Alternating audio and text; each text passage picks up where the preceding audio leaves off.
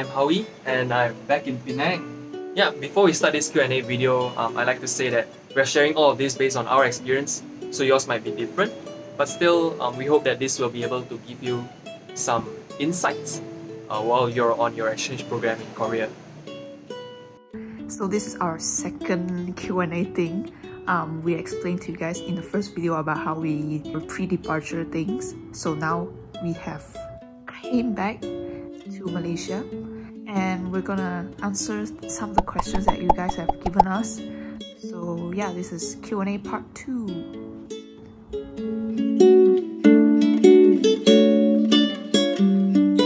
Yes, it's a student exchange program, and you can find out more by visiting our first Q&A video. Maybe Amelia will put it right here.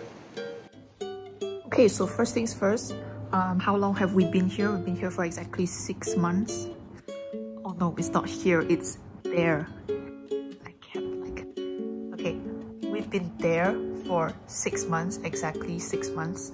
We arrived on the 14th of February during the Chinese New Year and had our 2-week quarantine, and then we flew back here on the 14th of August. Yeah, so that's like 6 months. Alright, so after our 14-day quarantine, we head to the Sejong dorm and we checked in the dorm on the 28th of February. Actually, their official checkout date was June 25th, where all the exams were over and the semester was done. We actually applied for an extended stay for until August 13th. So it was June 25th to August 13th. We stayed extended for free at their dorm. Okay, so you guys asked tips on vlogging. I'm not really good at this because I've only just started. But what I learned throughout the journey was that first you have to have a content idea in your mind, like what you want to do and what kind of video is it gonna be. Is it like a vlog where you're talking, or is it a travel video with just music, which I always do that because I like to show everyone what's around me. And Q&A like this one, which is a whole lot of talking instead.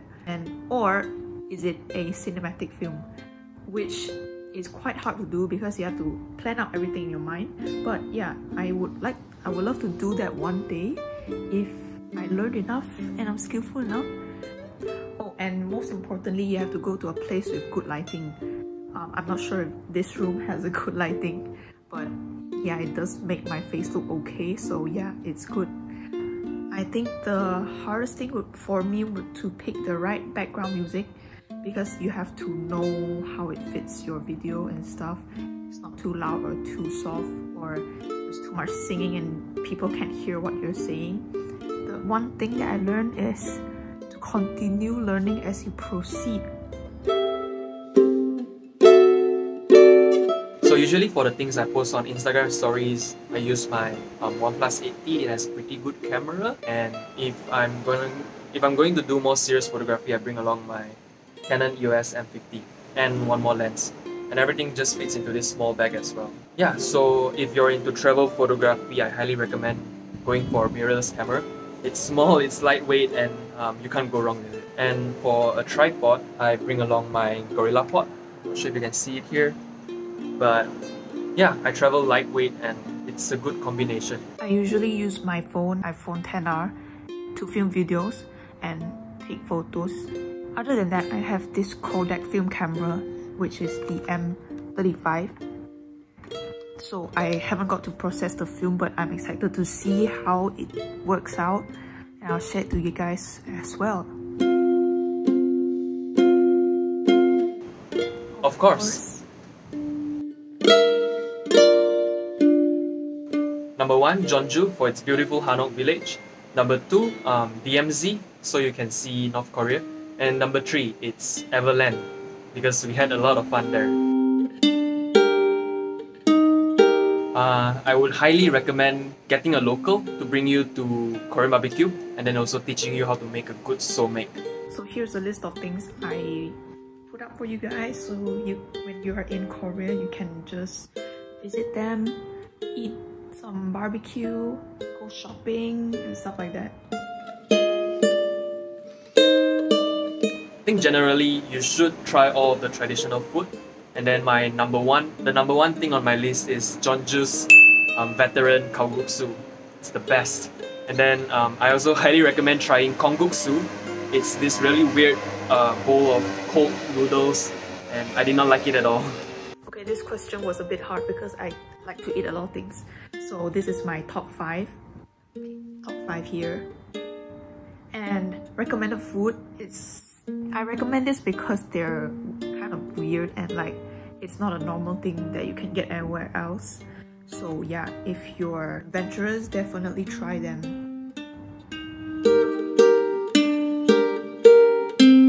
Alright, the truth is that we actually eat 2 meals because we don't wake up early for breakfast. On certain days, we make home-cooked meals ourselves, like because we can cook in a dorm, like simple food and veggies and chicken, stuff like that. On the other days, we usually eat kalguksu, kimbap, kimchi jjigae, which is the kimchi stew with rice, fried chicken. My fried chicken is my favorite thing, and a whole lot of fast food. I don't know why. If my mom is watching this, she would say that I'm wasting money, but fast food honestly is kind of the not so expensive thing you can get here. So that's why we ate it often. For this, I would say that time and money management is key. Because most of our classes are online, we allocated some time and budget each month to travel out of Seoul. Most of the time, we just travel around our city. Yeah, you're on a student exchange program, please just skip your classes, skip your afternoon naps, and just head out to explore. So if it's your first time in Seoul, I would recommend staying in 2 places. The first part, I would recommend staying in Jongno-gu. That's where you can experience the palaces, the historic gates and all that. And then for the second part, I would recommend staying in Gangnam-gu. That is where you get a feel of a more modern Seoul. Yeah. All of these are just places that I enjoyed as it's my first time in Seoul. And then as for food, I think you can get anything anywhere around the city. You just have to use Naver and search for what you want. Okay guys, I'm just gonna put a simple one up here. Firstly, I would recommend you to go to Namsan Tower to see the sunset. We did that and I think the sunset was beautiful, where you can see it from top of the city. And second one, you can go and eat Korean barbecue dinner. Thirdly, go visit the palaces wearing a hanbok, which is a very special experience. Fourthly, you can go singing at the noraebang, which is Korean version of a KTV. Lastly, don't forget to go shopping at Hongdae. So for 6 months, and I think we traveled 8 or 9 cities, including DMZ and Everland. I spent 23,000 in total. Yeah, you can definitely go much cheaper if you save up on food, and then also if you don't have to quarantine. So yeah, but for me, I think it's really worth it. For me, I calculated I used about 16,000 ringgit roughly for a period of 6 months. Eating out, it would be 6,000 on average per meal. To save up on costs, we would just eat in Sejong's cafeteria. You can easily get it for 3,000-4,000 per meal. And then another thing would be the side dishes, and water is usually free, so we will stock up on the side dishes a lot. Another thing is that you can cook. Cooking helped us save a lot. I think from 6,000 a meal, we can easily go down to 2,000-3,000 a meal. And if you're really desperate to save up, sometimes we will walk to the places that we want to go. Even though a trip on the subway costs 1,000 something, but still it can add up to a huge amount if you're going out every day. Try walking, or even try their public bicycles. Okay, so basically the trick is to look for travel tips and great deals on Facebook groups or Xiaohongshu, and also you can look for travel apps where you can recommend KKday and Klook, and you can even use our promo code to get more discounts. Thirdly, if you have Korean bank account or Kakao Pay, there are some great deals that you can use as well, because these deals they only advertise that you can get the discount if you have a Korean bank account or use Kakao Pay. Actually, we had a good discount for Everland using our Korean buddies Kakao Pay. So shout out to Moon who helped us to buy the tickets. And additionally, we bought a 5 palace tickets, like a package of palace tickets that you can go for like all the 5 palaces for only 10,000 Korean won. And other than that, a lot of public museums are also free. They're really interesting, so you don't want to miss out on them. I learned basic Korean grammar, astronomy and religion. Very interesting. Number 1, choose your flights on Saturdays because you need to take your COVID test 72 hours before your flight, and you would want that to be on a weekday so they will be able to give you the results on time. The next one, if you have a long layover at the airport, you should get out the airplane early before everyone else so that you're able to get a good secluded spot in the waiting area. And number 3 would be, while you're in quarantine, the first day you might just be tempted to sleep. Having quarantined twice, I realized that this is not the best thing to do. What you should do is keep yourself as active and as productive as possible. Don't fall into 14 days of sleeping and Netflix and all that. I highly recommend learning a new skill if you don't have anything to do. Yeah. Okay, so if you're returning Malaysian, it will be quite easy. First, you have to book your flights. Next, you will need to do your COVID test 72 hours before your flight, and then that's it. You don't have to do anything beforehand.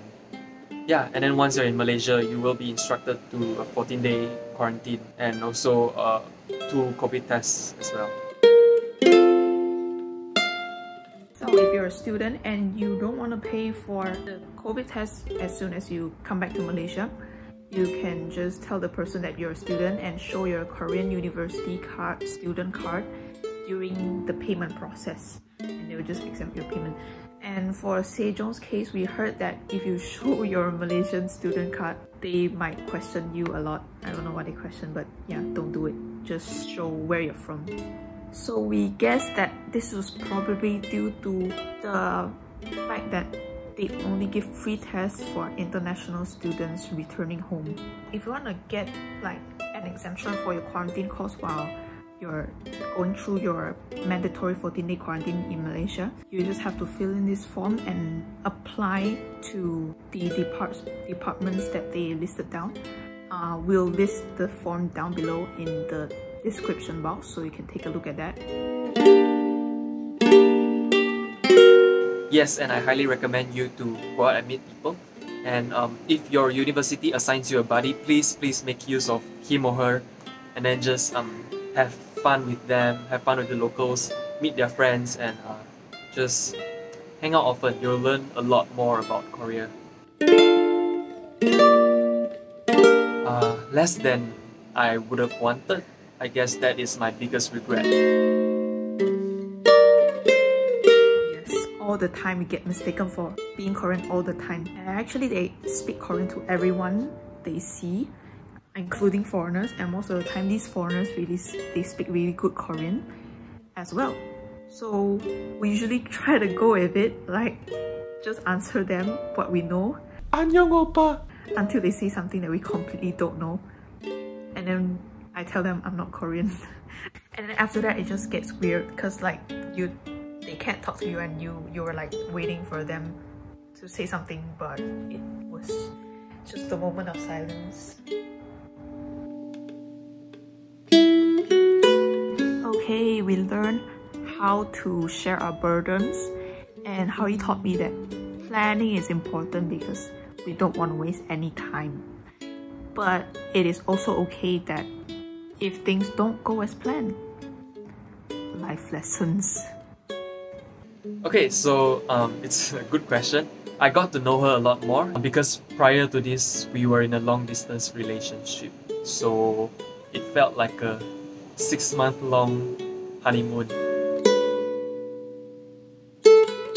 Virtual work and studies made me realize how much I appreciate freedom of time and space and location Yeah, so I would really want to work remotely in the future. Okay, we're gonna get wiser from here. So for me, I got to better realize that there are so many people that have such different lives from us, and seeing that makes me become so much more grateful of what I have right now.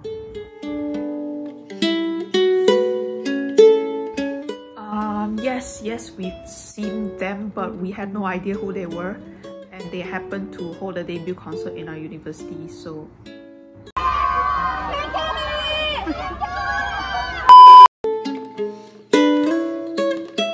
Cheap food. If you have the financial capabilities and you don't mind delaying your studies for 1 or 2 semesters, why not? Yes, definitely. Don't let go of this chance if you get it. Learning how to make soulmate. So if you're around town and you're interested to learn how to make soulmate, treat me for a meal, preferably Korean barbecue. I learned again this wise word that it takes one to be thrown out of their comfort zone to learn, grow, and experience new things. Check this out.